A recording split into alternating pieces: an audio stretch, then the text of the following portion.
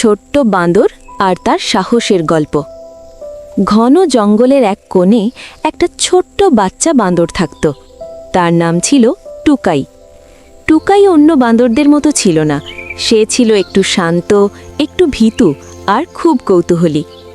একদিন ঝড়ে তার পরিবার থেকে সে আলাদা হয়ে যায়। চারদিকে অন্ধকার, গাছ ভেঙে পড়েছে, বাতাসের শব্দ।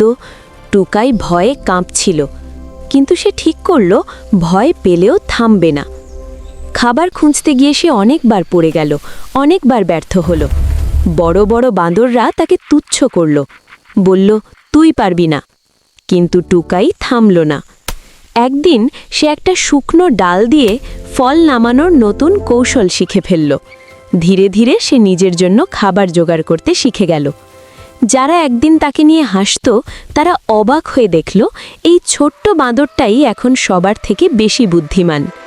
কয়েক মাস পর টুকাই শুধু নিজের জন্য না, অন্য ছোট বাঁদরদেরও শেখাতে লাগল কিভাবে কঠিন সময় হার না মানতে হয়।